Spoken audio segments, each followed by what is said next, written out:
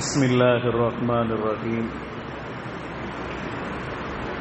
Assalamu alaikum wa rahmatullahi ta'ala wa barakatuhu. Alhamdulillahi rabbil alameen.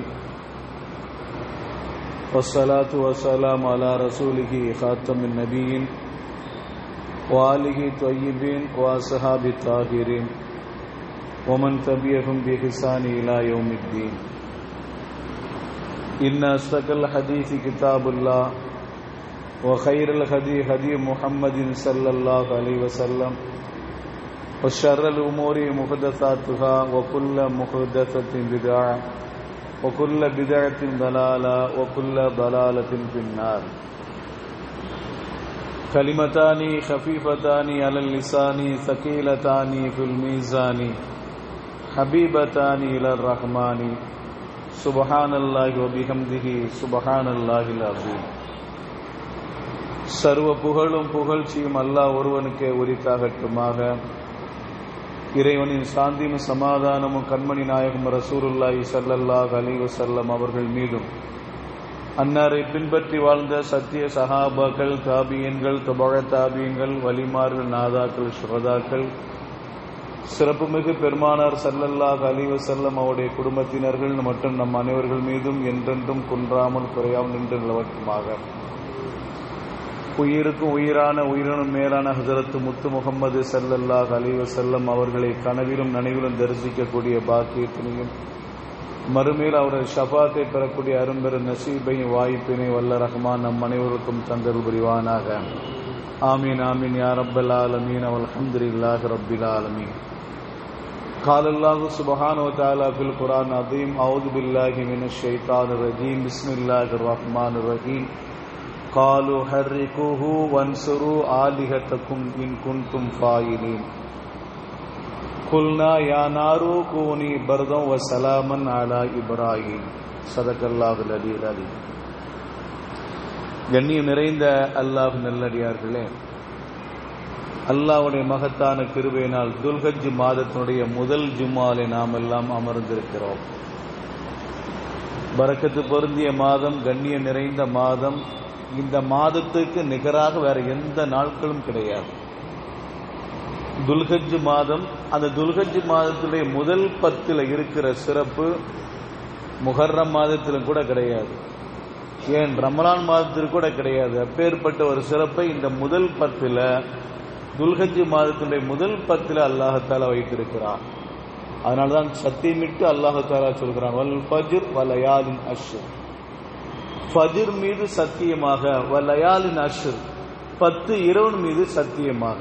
அந்த 10 இரவு எந்த 10 இரவு? துல்ஹஜ் மாதத்தினுடைய முந்திய 10 இருக்கிற முந்திய இரவுகள் தான் அந்த 10 இரவு. அந்த 10 இரவு மீது சத்தியமாக என்று அல்லாஹாலா சொல்கிறான். சொல்றான், அல்லாஹாலா சத்தியமிட்டு சொல்வது சாதாரண விஷயமாக இருக்காது. அல்லாஹ் எதையெல்லாம் சத்தியமிட்டு சொல்கிறான் அதெல்லாம் சாதாரண விஷயமாக இருக்கிற. வத்தூர், தூர் சினா மீது, மலை மீது சத்தியமாக. அந்த மலை எப்பேற்பட்ட மலை? அதுக்கு ஒரு வரலாறு உண்டு. வல் கிதாபி மஸ்தூர், அதுக்கடுத்து அல்லாஹாலா சொல்றான்ல, வேதத்தின் மீது சத்தியமாக. அந்த சத்தியம், அந்த வேதம் சாதாரண வேதமா? வத்தீனி, அத்தி மரத்தின் மீது சத்தியமாக. அந்த அத்திமரம் சாதாரண மரமா? அந்த மரம் அது சம்பந்தமா பேசினார், அது ஒரு மிகப்பெரிய ஒரு செய்தியை நமக்கு கொடுக்கும். இப்படி ஏராளமான விஷயங்கள் அல்லாஹ் தஆலா எதன் மீதெல்லாம் சத்தியம் செய்கிறானோ அதுவெல்லாம் சாதாரண விஷயம் அல்ல, மகத்துவம் மிக்கது. அந்த அடிப்படையில் தான் வலயாலின் அஷ்ர் 10 இரவு மீது சத்தியமாக. துல்ஹஜ் மாதத்துடைய முந்திய 10 இருக்கிற முந்திய அந்த இரவுகள். இமாம் சையதுனா இப்னு அப்பாஸ் ரலியல்லாஹு தஆலா அன்ஹும் அவர்கள் சொல்வார்கள், முந்திய இரவு 10 இரவு மீது சத்தியம் என்று அல்லாஹ் தஆலா சொல்கிறான் என்ற ஒரு செய்தியை சொல்லி தருவார்கள். அப்ப துல்ஹஜ் மாதம் மிக உன்னதமான மாதம். துல்ஹஜ் மாதம் என்று சொன்னாலே எல்லாருடைய மனசுல வரக்கூடிய நிகழ்வு என்ன தெரியுமா? ஹஜ்ரத் இப்ராஹிம் அலைஹிஸ்ஸலாத்து வஸ்ஸலாம் அவருடைய தியாகம் தான் நமக்கு அப்படி மனசுல வந்துட்டு போகும். துல்ஹஜ் மாதம் சொன்னாலே அவருடைய தியாகம் நமக்கு வந்துட்டு போகும். அதான் உண்மையான ஈமான்தாரியுடைய எண்ணமும் கூட. நாம் நினைத்து பார்க்க வேண்டும், ஹஜ்ரத் இப்ராஹிம் அலைஹிஸ்ஸலாத்து வஸ்ஸலாம் அவர்களை ஒவ்வொரு மர்மமும் நினைத்து பார்க்க வேண்டும் என்பதை நமக்கு அல்லாஹ் தஆலா நினைவூட்டி கொண்டே இருக்கிறான். ஒவ்வொரு நாளும் நினைவுபடுத்த வேண்டும் இப்ராஹிம் அலைஹிஸ்ஸலாத்து வஸ்ஸலாம் அவர்களை. ஒவ்வொரு நேர தொழுகையில நான் நினைவுபடுத்த வேண்டும். அதனால்தான் எந்த நபியை பற்றி அல்லாஹ் தஆலா தொழுகையில நமக்கு சொல்லி தரவில்லை. அல்லாஹும்ம ஸல்லி அலா சய்யிதினா நபியினா மௌலானா முஹம்மதின் وعلى آل محمد كما صليت على إبراهيم وعلى آل إبراهيم إنك حميد مجيد. யா அல்லாஹ், ஹஜ்ரத் முத்து முகமது ஸல்லல்லாஹு அலைஹி வஸல்லம் மீது நீ கருணை பொழிவாயாக, அவருடைய குடும்பத்தினர் மீது கருணை பொழிவாயாக. எப்படி? கமா ஸல்லைத அலா இப்ராஹிம வ அலா ஆலி இப்ராஹிம, இப்ராஹிம் அலைஹிஸ்ஸலாத்து வஸ்ஸலாம் அவர்கள் மீதும் அவருடைய குடும்பத்தினர் மீதும் நீ செய்த கருணையை போன்று ஹஜ்ரத் முத்து முகமது ஸல்லல்லாஹு அலைஹி வஸல்லம் அவர்கள் மீது அவருடைய குடும்பத்தின் மீது கருணையை பொழிவாயாக என்று இப்ராஹிம் அலைஹிஸ்ஸலாத்து வஸ்ஸலாம் அவர்களையும் தொழுகையில் நாம் சேர்த்துக் கொள்கிறோம். ஆதம் அலைஹிஸ்ஸலாத்து வஸ்ஸலாம் அவர்கள் சேர்த்தோம்மா, ஹஜ்ரத் நூஹ் அலைஹிஸ்ஸலாத்து வஸ்ஸலாம் அவர்களை சேர்த்தோம்மா, இரண்டாம் ஆதம் என்று சொல்லப்பட நூஹ் அலைஹிஸ்ஸலாத்து வஸ்ஸலாம் அவர்களை தொழுகையில சேர்த்தோம்மா. கலீமுல்லா என்று சொல்லப்பட கல்லமல்லா மூசா தக்லீமா என்று சொல்லி தருகின்றானே, மூசா கலீமுல்லா அல்லாஹ்வுடன் பேசிய மூசா அலைஹிஸ்ஸலாத்து வஸ்ஸலாம் அவர்களை தொழுகையில் நாம் இணைக்கின்றோமா? இல்லை. யாரை தொழுகையில் இணைக்கின்றோம்? ஹஜ்ரத் இப்ராஹிம் அலைஹிஸ்ஸலாத்து வஸ்ஸலாம் அவர்கள் நினைத்து பார்க்கிறோம், அவருடைய குடும்பத்தினர் நினைத்து பார்க்கிறோம். காரணம், ஒவ்வொரு நாளும் ஒவ்வொரு நேரமும் 5 வக்து தொழுகையில் நான் அவரை நினைத்து பார்க்க வேண்டும் என்று அல்லாஹ்வுடைய கட்டளை. நான் நினைத்து பார்க்க வேண்டும் என்று சொன்ன அவர்கள் மூலமா நிறைய செய்தி இந்த உம்மத்துக்கு அல்லாஹ் தஆலா கொடுத்திருக்கின்றான். அவர்கள் மூலமா நிறைய சன்மானங்களை இந்த உம்மத்துக்கு அல்லாஹ் தஆலா கொடுத்திருக்கின்றார். அருமையான அல்லாஹ் நல்லடியார், அந்த அடிப்படையில் தான் துல்ஹஜ் மாதம் வந்தால ஹஜ்ரத் இப்ராஹிம் அலைஹிஸ்ஸலாத்து வஸ்ஸலாம் அவரை நினைத்து பார்க்க வேண்டிய கட்டாயத்தில் நாம் எல்லாம் இருக்கின்றோம். காரணம், அவருடைய தியாகங்கள், அவர்கள் செய்த தியாகங்கள். தியாகம் ஒரு மனிதன் எந்த அளவுக்கு செய்யலாம் தெரியுமா? தியாகம் எந்த அடிப்படையெல்லாம் செய்யலாம்? ஒன்னு, பொருளாதாரத்தை கொண்டு தியாகம் செய்யலாம், அப்படித்தானே? பொருளாதாரத்தை கொடுப்பதை கொண்டு தியாகம் செய்யலாம். ரெண்டாவது தியாகம், நேரத்தை ஒதுக்குவதன் மூலமாக தியாகம். ஒரு நல்ல காரியத்துக்காண்டி நம்ம நேரத்தை ஒதுக்கணும், பொருளாதாரத்தை ஒதுக்கிறது இல்லை, வேற எதுவுமே ஒதுக்கிறது இல்லை. நம்மளால் முடிந்த அளவுக்கு உண்டான நேரத்தை ஒதுக்கிறது. இப்ப நேரத்தை கொண்டு தியாகம். இன்னொரு தியாகம் இருக்கிறது, உயிரை கொண்டு தியாகம் செய்வது. உயிரை கொண்டு தியாகம் செய்வது. என்னால ஒண்ணுமே இல்லை, எனக்கு செல்வத்தை கொடுக்க முடியாது, ஆனா என்னுடைய உயிர் இருக்குது, என் உயிரை கொண்டு தியாகம். சஹாபாக்கள் செய்தாங்களா இல்ல தியாகம்? ஆக 3 வகையான தியாகங்கள். நேரத்தை கொண்டு தியாகம், பொருளாதாரத்தை கொண்டு தியாகம், உயிரை கொண்டு தியாகம். இந்த 3 தியாகம் இருக்கிறது. இந்த 3 தியாகத்தை செய்தவர்கள் ஹஜ்ரத் இப்ராஹிம் அலைஹிஸ்ஸலாத்து வஸ்ஸலாம் அவர்கள். பொருளாதாரத்தையும் அள்ளி கொடுத்தார்கள், உயிரையும் கொடுக்க முன் வந்தார்கள். அல்லாஹ்வோட உதவி இருந்தாலே போதுமானது, நான் இந்த உயிரையும் தர தயார் என்று சொன்னார்கள். ஹஜ்ரத் இப்ராஹிம் அலைஹிஸ்ஸலாத்து வஸ்ஸலாம் அவர்களை சோதிப்பதற்காக வேண்டி 2 மலக்குமார்கள் அல்லாஹ்விடம் கேட்டார்கள், யா அல்லாஹ், நீ இப்ராஹிம் அலைஹிஸ்ஸலாத்து வஸ்ஸலாம் அவர்கள் மீது பேரன்பு வைத்திருக்கின்றாயே, அந்த இப்ராஹிம் அலைஹிஸ்ஸலாத்து வஸ்ஸலாம் அவர்களும் உன் மீது பேரன்பு வைத்திருக்கிறார்களே, எப்படி யா அல்லாஹ்? அது அந்த இப்ராஹிம் போய் கேளு, நாங்க சோதிக்கட்டுமா இப்ராஹிமை அலைஹிஸ்ஸலாத்து வஸ்ஸலாம், நாங்க சோதிக்கட்டுமா என்று கேட்கிறார் 2 மலக்குமார்களும். ஜிப்ரீல் அலைஹிஸ்ஸலாத்து வஸ்ஸலாம் அவர்களும் மீகாயில் அலைஹிஸ்ஸலாத்து 2 பேரும் சோதிப்பதற்காக வருகிறார்கள். ஹஜ்ரத் இப்ராஹிம் அலைஹிஸ்ஸலாத்து வஸ்ஸலாம் அவர்கள்ட்ட 2 மலை, அந்த 2 மலைக்கு மத்தியில் இருக்கிற இடம் முழுவதும் ஆடுகளாக இருந்தது. ஆட்டு செல்வங்கள், ஆடுகள் மேய்ந்து கொண்டு இருக்கிறது. 2 மலக்குமார்களும் ஒரு மலை மேல உட்கார்ந்து கொண்டார்கள். உட்கார்ந்து கொண்டு சுப்புஹுன் குத்தூசுன் ரப்புனா ரப்புல் மலாயிகத்தி வர்ரூஹ், இந்த தஸ்பீஹை ஓதுகிறார்கள். சுப்புஹுன் குத்தூசுன் ரப்புனா ரப்புல் மலாயிகத்தி வர்ரூஹ். ஹஜ்ரத் இப்ராஹிம் அலைஹிஸ்ஸலாம் திரும்பி பார்த்தார்கள், நீ என்ன ஓதுறீங்க? நாங்க அந்த தஸ்பீஹ் இன்னொரு தடவை ஓதுறோம்னா எங்களுக்கு என்ன தருவீங்க? என்னுடைய ஆட்டு மந்தையிலிருந்து பகுதியை ஒப்படைக்கிறேன், என்னுடைய ஆட்டு மந்தையிலிருந்து பகுதியை உங்கள்கிட்ட ஒப்படைக்கிறேன். ஒரு தடவை ஓதினார்கள், சுப்புஹுன் குத்தூசுன் ரப்புனா ரப்புல் மலாயிகத்தி வர்ரூஹ். இன்னொரு தடவை ஓதுங்களேன், இன்னொரு தடவை அந்த தஸ்பீஹை ஓதுங்களேன். எனக்கு அந்த தஸ்பீஹ் ரொம்ப ஆசையா இருக்கு, கேட்கறதுக்கு ஆசையா இருக்கு. இன்னொரு தடவை ஓதுனா என்ன தருவீங்க? மீதி உள்ள ஆட்டு மந்தையும் தருகின்ற. மீதி என்கிட்ட இருக்க ஆட்டு மந்தை உங்கள்கிட்ட ஒப்படைக்கிறேன். இரண்டாவது முறை ஓதினார்கள். இப்ராஹிம் அலைஹிஸ்ஸலாம் அவர்கள் கேட்கும்போது இரண்டாவது முறை, ஆனால் மலக்குமார் மூன்றாம் முறை ஓதுகிறார்கள். சுப்புஹுன் குத்தூசுன் ரப்புனா ரப்புல் மலாயிகத்தி வர்ரூஹ். இரண்டாவது ஓதும் போது அப்படியே அந்த ஆட்டு மந்தை பகுதியை ஒப்படைச்சிருக்காங்க. இன்னொரு தடவை ஓதுங்களேங்கிறாங்க. இன்னொரு தடவை அந்த தஸ்பீஹ ஓதுங்களேன். அப்ப ஹஜ்ரத் இப்ராஹிம் அலைஹிஸ்ஸலாம் அவங்கள்ட்ட ரெண்டு மலக்குமாரும் கேட்கிறாங்க, இன்னொரு தடவை ஓதிட்டு உங்கள்கிட்ட தரத்துக்கு என்ன இருக்குது? உங்கள்கிட்ட தரத்துக்கு உங்களுக்கு தரத்துக்கு என்ன இருக்குது? இந்த ஆட்டு மண்டை ஓட்டுறதுக்கான ஒரு இடையன் தேவை, அந்த இடையனாக நான் இருக்கிறேன். ஆட்டு மண்டை ஓட்டுவதற்கு இடையன் தேவை, நானா இருக்கிறேன், எனக்காண்டி ஓதுங்களேன். திரும்பி மூன்றாவது முறை ஓதினார்கள். இப்ராஹிம் அலைஹிஸ்ஸலாம் அவர் கேட்க மூன்றாவது ஓதினார்கள். ஆனா மலக்குமார்ல பொறுத்து அது நாலாம் முறை. சுப்புஹுன் குத்தூசுன் ரப்புனா ரப்புல் மலாயிகத்தி வர்ரூஹ். அப்பதான் விளங்கி கொண்டார்கள், எல்லாத்துக்கும் துணிஞ்சவராக இருக்கிறார்கள் இப்ராஹிம் அலைஹிஸ்ஸலாத்து வஸ்ஸலாம் அவர்கள். எல்லாத்துக்கும் துணிஞ்சவராக இருக்கிறார் என்பதை விளங்கி கொண்ட அந்த ரெண்டு மலக்குகளும் இப்ராஹிம் அலைஹிஸ்ஸலாத்து வஸ்ஸலாம் அவர்கிட்ட சொன்னார்கள், உங்களை சோதிப்பதற்காக அல்லாஹ்வுடைய அனுமதி கேட்டு நாங்கள் வந்தோம். ஆனால் நீ இந்த அளவுக்கு தியாகம் செய்யக்கூடிய அளவுக்கு இருக்கிறீர்களே, இந்த ஆட்டு வந்து நீங்களே வைத்துக் கொள்ளுங்கள் என்று சொல்லிவிட்டு அவர்கள் சென்றார்கள். உலமாக்கள் ஒரு குறிப்பு எழுதுவார்கள், நம்மள்கிட்ட இருக்கின்ற அந்த செல்வங்கள் அது நிலைத்து இருக்க வேண்டும் என்றிருந்தால், நம்மள்கிட்ட இருக்கின்ற ஒரு நேமத்துகள் நிலைத்து இருக்க வேண்டும் என்றிருந்தால் இந்த தஸ்பீஹ் அதிகமாக ஓத வேண்டும் என்று சொல்வார்கள். சுப்புஹுன் குத்தூசுன் ரப்புனா ரப்புல் மலாயிகத்தி வர்ரூஹ் என்ற தஸ்பீஹை அதிகமாக ஓத வேண்டும் என்று சொல்வார்கள். சரி, ஹைர், அல்ஹம்துலில்லாஹ், இது இருக்கட்டும். இப்போ செல்வத்தை கொண்டு அவர்கள் என்ன செய்தார்கள்? அல்லாஹ்விடம் நெருக்கம் பெற்றார்கள். தியாகம், செல்வத்தை கொண்டு தியாகம் செய்தார்கள். இன்னொரு கட்டத்தில் அவர்கள் உயிரையும் தியாகம் செய்தார்கள். ஹஜ்ரத் இப்ராஹிம் அலைஹிஸ்ஸலாத்து வஸ்ஸலாம் அவர்கள் உயிரை தியாகம் செய்தற்குள்ள வந்தார்கள். காலு ஹர்ரிகூஹு வன்சுரு ஆலிகத்துக்கும் இன் குன்து ஃபாயிலின். இப்ராஹிம் அலைஹிஸ்ஸலாத்து வஸ்ஸலாம் அவர்கள் அந்த ஊர் மக்கள் எல்லாம் வெளியூருக்கு போன நேரத்தில், திருவிழாவுக்கு போன நேரத்தில் தனியாக இருந்தது சிலைகள், விக்கிரகங்கள். அந்த விக்கிரகங்கள்லாம் தனியா இருந்துச்சு. எல்லாத்தையும் உடைச்சிட்டாங்க.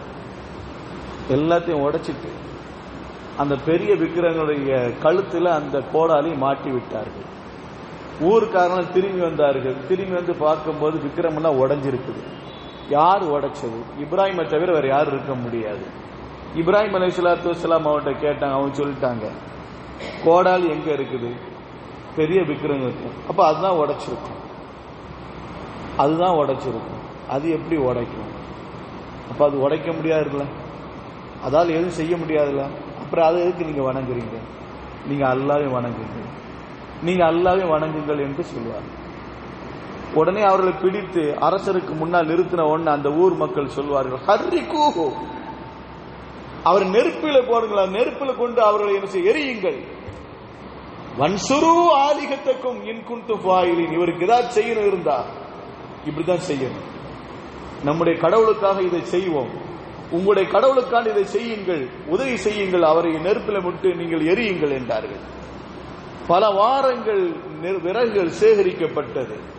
சேகரிக்கப்பட்டு நெருப்பை மூட்டப்பட்டு இப்ராஹிம் அலைஹிஸ்ஸலாத்து வஸ்ஸலாம் அவர்கள் மீது தூக்கி, இப்ராஹிம் அலைஹிஸ்ஸலாத்து வஸ்ஸலாம் அவர்களை அந்த நெருப்பு குண்டத்தின் மீது தூக்கி வீசப்படுகிறது.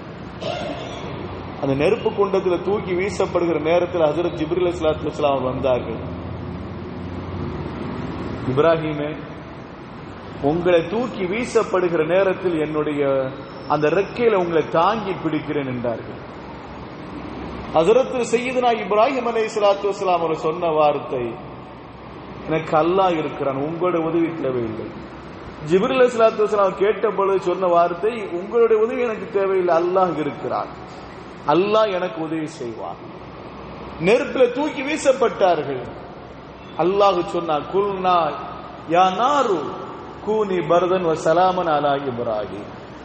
நெருப்பே, இப்ராஹிமுக்கு நீ குளிராகவும் இதமாகவும் அமைந்து விடு. இப்ராஹிம் அலைஹிஸ்ஸலாத்து வஸ்ஸலாம் அவர்களுக்கு நீ இதமாகவும் பதமாகவும் அமைந்து விடு என்று நாம் கட்டளை பிறப்பித்தோம் என்று அல்லாஹ் தஆலா குர்ஆன்ல சொல்றான். நெருப்புக்கு சொன்ன உடனே அவங்களுக்கு கைகளும் கால்களும் கட்டி போடப்பட்ட அந்த கயிறு அது நெருப்பு தீண்டியது. நன்றா விளங்க வேண்டும். இப்ராஹிம் அலைஹிஸ்ஸலாத்து வஸலாம் அவருடைய கைகளை கட்டப்பட்ட அந்த கயிறு, அவருடைய கால்கள் கட்டப்பட்ட அந்த கயிறு, அந்த கயிறை நெருப்பு கரித்தது. ஆனா இப்ராஹிம் அலைஹிஸ்ஸலாத்து வஸலாம் அவருடைய ரோமத்தை கரிக்கவில்லை. இப்ராஹிம் அலைஹிஸ்ஸலாத்து வஸலாம் ரோமத்தை அந்த நெருப்பு தீண்டவில்லை. ஆனா அந்த கயிறை அந்த நெருப்பு தீண்டியது என்று சொன்னால் அல்லாஹ் தஆலா எந்த அளவுக்கு பாதுகாத்தார். இப்ராஹிம் அலைஹிஸ்ஸலாத்து வஸலாம் அவர்களை பாதுகாத்தார். இங்கே நாம் விளங்க வேண்டும், தன்னுடைய உயிரையும் கொடுப்பதற்கு வந்தார்கள். ஆக செல்வத்தாலும் அவர்கள் செய்தார்கள், தியாகம் செய்தார்கள், தங்களுடைய உயிரையும் தியாகம் செய்தார்கள். உயிரை தியாகம் செய்வதற்கு முன் வந்தார்கள். தன்னுடைய மகன் பல ஆண்டுகளுக்கு பிறந்த அந்த தன்னுடைய மகனை அறுத்து பலியிடுவதற்கு அல்லாஹ் தஆலா சொன்ன நேரத்திலே அதையும் அறுத்து பலியிடுவதற்கு முன் வந்தார்கள். தங்களுடைய மகனை அறுக்கிற நேரத்தில் கத்தி அறுக்க மறுத்தது. மகனார் சொன்னார், தகப்பனாரே, என்னுடைய முகத்தை பார்த்து கொண்டு உங்களால் அறுக்க முடியாதனாலதான் உங்களுடைய கை நடுங்குகிறது போல் தெரிகிறது. ஒழுங்காக அவங்களுடைய கத்தியை அழுத்தமா வைக்க மறுக்கிறீர்கள். என்னை குப்புற படுக்க போட்டு என்னுடைய கழுத்தில் அறுங்கள், என்னுடைய முகத்தை பார்க்காதீர்கள். அப்பொழுது குப்புற படுக்க போட்டு அவருடைய கழுத்தில் அறுத்தார்கள். அப்பொழுது அவருடைய கத்தி அறுக்க மறுத்தது. அல்லாஹ் தஆலா வானத்திலிருந்து ஜிப்ரீல் அலைஹிஸ்ஸலாத்து வஸலாம் அவர்களை இறக்கினார். அல்லாஹு அக்பர், அல்லாஹு அக்பர், தக்பீர் முழங்குகிறார்கள். யாருங்க? ஹஸரத் ஜிப்ரீல் அலைஹிஸ்ஸலாத்து வஸலாம் அவர்கள் வானத்திலிருந்து இறங்குகிற பொழுது அல்லாஹு அக்பர், அல்லாஹு அக்பர். நபி எங்களை பக்கம் பாருங்க. அல்லாஹ் பெரியவன், அல்லாஹ் பெரியவன். உங்களுடைய நோக்கம், அல்லாஹ்வுடைய நோக்கம் உங்களுடைய மகனை அறுத்து பலியிட நோக்கம் என்பது அல்ல. உங்களுடைய தியாகத்தை அல்லாஹ் தஆலா எதிர்பார்த்தான். உங்களுக்கு பகரமாக, உங்களுடைய மகனுக்கு பகரமாக இந்த ஆட்டை அறுத்து நீங்கள் பலியிடுங்கள். உடனே அவர் சொன்னார், லா இலாஹ இல்லல்லாஹ் அல்லாஹு அக்பர், லா இலாஹ இல்லல்லாஹ் அல்லாஹு அக்பர். வணக்கத்திற்கு தகுதியான அல்லாஹ் தவிர வேறு யாரும் இல்லை, அல்லாஹ் மிக பெரியவன். தம்பி பேசாங்கத்தா, பேசாது. அல்லாஹ், லா இலாஹ இல்லல்லாஹ் அல்லாஹு அக்பர், அல்லாஹு அக்பர். வணக்கத்திற்கு தகுதியான அல்லாஹ்வை தவிர வேறு யாரும் இல்லை, அல்லாஹ் மிக பெரியவன் என்று ஹஜ்ரத் இப்ராஹிம் அலைஹிஸ்ஸலாத்து வஸலாம் அவர்கள் அந்த தக்பீரை ஓதினார்கள். இந்த ரெண்டு பேரும் தக்பீர் ஓதின பார்த்த உடனே அங்கே படுத்துக் கொண்டிருந்த இஸ்மாயில் அலைஹிஸ்ஸலாத்து வஸலாம் அவர்கள் சொன்னார்கள், வலில்லாஹில் ஹம்து, அல்லாஹு அக்பர். அப்ப இந்த தஸ்பீக, இந்த தக்பீரை யார், எத்தனை பேர் ஓதிருக்காங்க? 3 பேர் ஓதிருக்காங்க. அல்லாஹு அக்பர், அல்லாஹு அக்பர். ஹஜ்ரத் ஜிப்ரீல் அலைஹிஸ்ஸலாத்து வஸலாம், லா இலாஹ இல்லல்லாஹு அல்லாஹு அக்பர் இப்ராஹிம் அலைஹிஸ்ஸலாத்து வஸலாம், அல்லாஹு அக்பர் வலில்லாஹில் ஹம்து ஹஜ்ரத் இஸ்மாயில் அலைஹிஸ்ஸலாத்து வஸலாம். அப்ப 3 பேரால் உருவாக்கப்பட்ட இந்த தஸ்பீஹ் நாம் நினைத்து பார்க்க வேண்டும். பொருளாதாரத்தை கொண்டு அவர்கள் தியாகம் செய்ய முன் வந்தார்கள், செல்வத்தை கொண்டு தியாகம் செய்ய முன் வந்தார்கள், தங்களுடைய உயிரை கொடுப்பதற்கு முன் வந்தார்கள். இது போன்ற ஒரு நபி எந்த ஒரு நபியும் இல்லை. செல்வத்தை கொண்டு தியாகம் செய்வதற்கும் உயிரை கொண்டு தியாகம் செய்வதற்கு முன் வந்தார்களே, மிகப்பெரிய ஒரு நபி அல்லவா. தன்னுடைய மகனை அறுத்து பலியிடுவதற்கு முன் வந்தார்களே, எவ்வளவு பெரிய தியாகம். அதனாலதான் அல்லாஹ் தஆலா தொழுகையில் அவர்களை இணைத்து இருக்கின்றான் என்று மேன்மக்கள் நமக்கு சொல்லித் தருகிறார்கள். அருமையான அல்லாஹ் நல்லடியார்களே, இந்த இப்ராஹிம் அலைஹிஸ்ஸலாத்து வஸலாம் அவருடைய வாழ்க்கை வரலாறு நமக்கு என்ன நோக்கம்? நாம் நேரத்தை தியாகம் செய்ய முன்வந்தால், வாய்ப்பு இருந்தால் நேரத்தை தியாகம் செய்து ஆக வேண்டும், கடமை. நேரத்தையும் தியாகம் செய்வதற்கு முன்வர வேண்டும், கடமை அல்லவா. 5 நேர தொழுகை, 5 நேர தொழுகை, நேரத்தை ஒதுக்க வேண்டும், கடமை, நமக்கு கடமை. அதே நேரத்தில் பொருளாதாரத்தை நாம் செலவழிக்க வேண்டும் என்றிருந்தால், ஒரு கட்டத்தில் பொருளாதாரத்தை செலவழிக்க வேண்டும் என்றிருந்தால், நம்முடைய பொருளாதாரத்தை அந்த நேரத்தில் கொடுப்பது கடமையாக மாறிவிடுகிறது. பொருளாதாரத்தை கொடுப்பது அந்த நேரத்தில் கடமையாகிறது. நம்முடைய உயிரும் சில நேரத்தில் தியாகம் செய்வதற்கு வேண்டும் என்றிருந்தால், ஷரியத்துக்காக உயிரை தியாகம் செய்ய வேண்டும் என்றிருந்தால், நம்முடைய உயிரை தியாகம் செய்ய வேண்டும், அது அந்த நேரத்தில் கடமையாக இருக்கும். நபிகள் நாயகம் ஸல்லல்லாஹு அலைஹி வஸல்லம் அவருடைய காலத்தில் யுத்தம் நடந்தது. யுத்தம் நடந்த நேரத்திலே யுத்தத்துக்கு முன் வராத சஹாபாக்கள் இருந்தார்களா? யுத்தத்துக்கு வரமாட்டேன் என்று எந்த சஹாபியும் சொன்னார்களா? அப்படி சொன்னார்கள் என்று சொன்னால் அவர் முனாஃபிக்காக மாறிவிடுவார்கள். அவர் உண்மையான மூமினாக இருக்க முடியாது. அவர் உண்மையான மூமினாக இருக்க முடியாது. அப்போ அந்தந்த நேரத்தில் அந்த கடமை என்று இருந்தால் அந்த கடமை நிறைவேற்றி முன்வர வேண்டும். உயிரை கொடுப்பதற்கு முன்வர வேண்டும் என்று இருந்தால் உயிரை கொடுத்துதான் ஆக வேண்டும், ஷரியத்துக்காக வேண்டி. அப்ப தியாகங்கள் எந்தெந்த வகையில் தியாகம் இருக்கிறதோ அந்த தியாகம் நாம் செய்ய வேண்டும். வரலாற்றில் ஒரு சஹாபியை சொல்வார்கள், அப்துல்லாஹி துல் புஜாதின் ரலியல்லாஹு தஆலா அன்ஹு என்ற ஒரு சஹாபி. பார்ப்பதற்கு அழகில்லாத சஹாபி, முகல் லட்சர் என்பதே கிடையாது. ஆனால் ஈமானால் நம்மை விட மிக உயர்வானவர்கள், அழகானவர்கள். அந்த சஹாபிக்கு ஒரு வயசு வருது. அந்த வயசு திருமணம் முடிக்க வேண்டிய வயசு வருகிறது. அந்த சஹாபி ரசூலுல்லாஹ்ட்ட போய் கேட்கிறாங்க, எனக்கு ஏதாச்சும் ஒரு பெண் இருந்தா தாங்களா யா ரசூலல்லாஹ். சஹாபிகள் குறிப்பிட்ட ஒரு சஹாபியுடைய மகளை திருமணம் பேசி முடிக்கப்படுகிறது. திருமணம் முடிக்கப்படுகிற நேரத்தில் அந்த திருமணத்துக்கான தயாராகிற இந்த சந்தர்ப்பத்தில் தான் உஹது யுத்தம் நடைபெற அறிவிப்பு வருகிறது. அந்த உஹது யுத்தத்துக்கான சஹாபாக்கள் அணிவகுத்து நிற்கிறார்கள். இந்த சஹாபியும் அணிவகுத்து நிற்கிறார். அப்துல்லா துல் புஜாத் ரலியல்லாஹு தஆலா என்ற சஹாபியும் அணிவகுத்து நிற்கிறார்.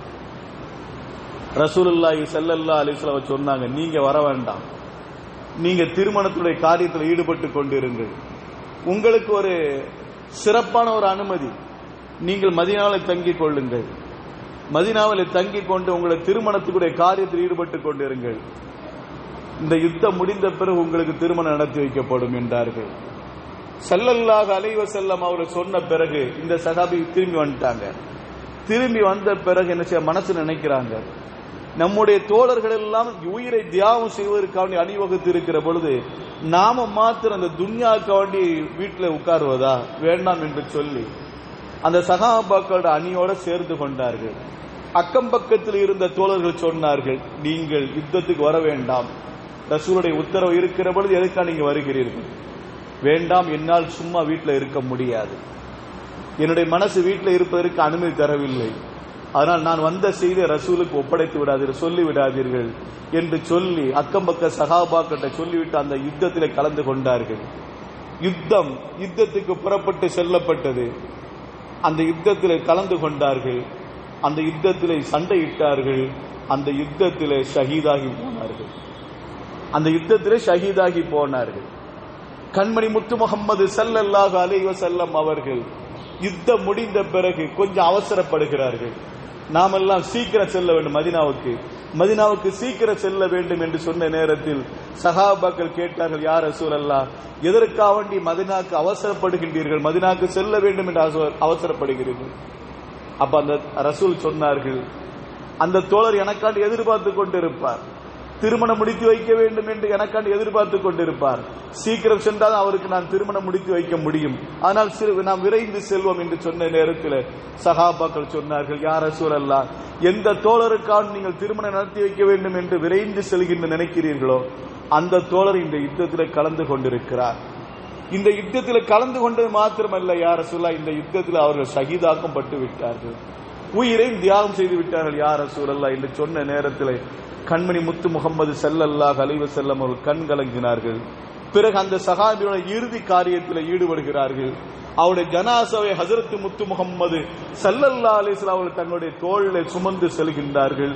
தோளிலே சுமந்து செல்கின்ற பொழுதுதான் சஹாபாக்கள் பார்க்கிறார்கள், ஆச்சரியமான செய்தி, ரசூலுல்லாஹ் 2 பெருவரல் நடந்து சென்றார்கள் என்று. வரலாறு நமக்கெல்லாம் தெரிஞ்ச செய்தி தானே. 2 பெருவரல்ல ரசூலுல்லாஹ் சென்றார்கள். பெருவரல் நடக்க முடியுமா?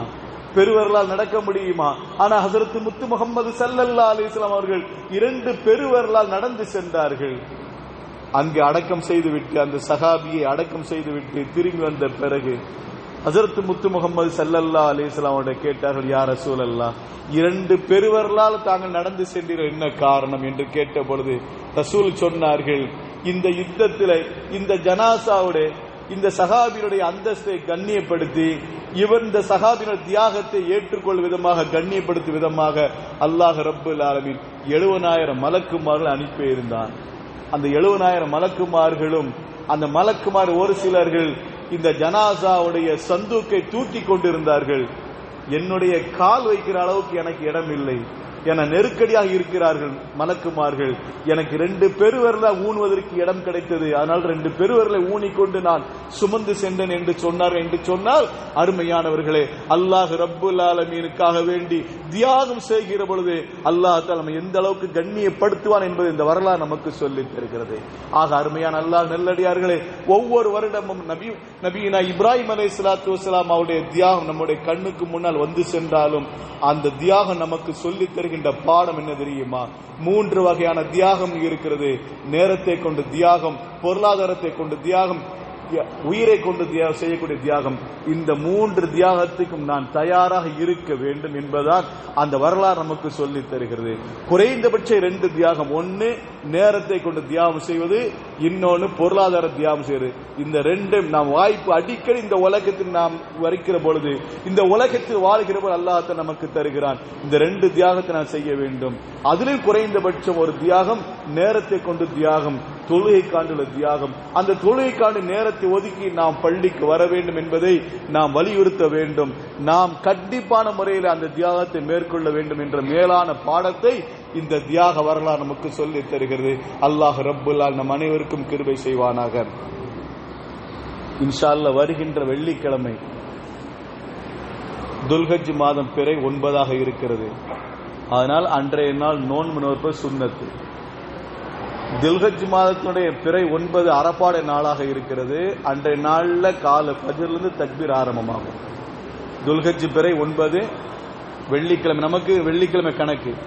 வெள்ளிக்கிழமை காலை ஃபஜ்ரிலிருந்து வெள்ளி, சனி, ஞாயிறு, திங்கள், செவ்வாய், அசர் வரை 23 வக்துகள் தக்பீர் சொல்லப்படும். தொழுகைக்கு பிறகு தக்பீர் சொல்லப்படும்.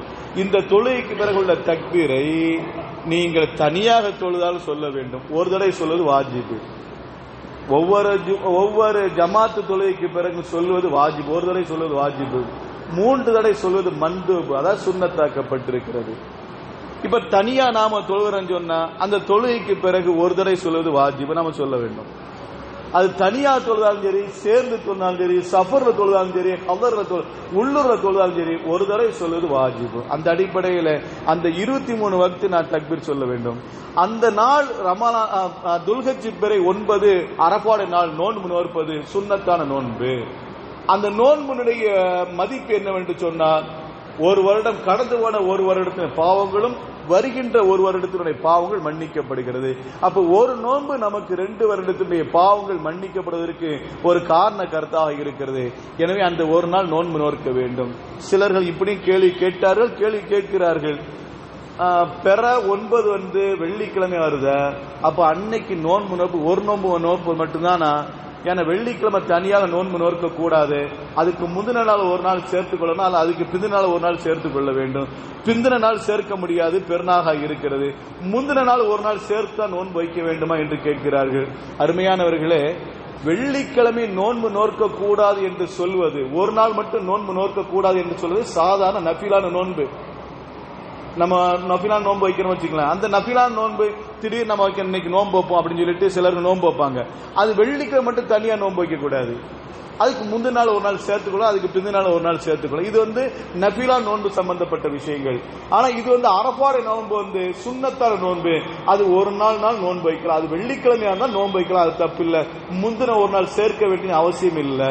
இருந்தாலும் ஒன்றை மனசுல வைத்துக் கொள்ளுங்க, பிறை 1 to 9 நாள் நோன்பு நோற்பது மிக உன்னதமான நாளாக இருக்கிற, சிறப்பிற்குரிய நாளாக இருக்குது. அதனால பிறை 1 தான் நோன்பு வையுங்கள். வியாழக்கிழமை சேர்ப்பதாக சேர்த்துக் கொள்ளுங்கள். அல்லாஹ் ரப்புல் ஆலமீன் நம் அனைவருக்கும் கிருபை செய்வானாக. கேட்டபடி அமல் செய்ய நசீபை நம் அனைவருக்கும் தந்தல் புரிவானாக. வாஹிரு தஅவானா அல்ஹம்துலில்லாஹி ரப்பில் ஆலமீன். அஸ்ஸலாமு அலைக்கும் வரஹ்மத்துல்லாஹி தஆலா வபரகாத்துஹு.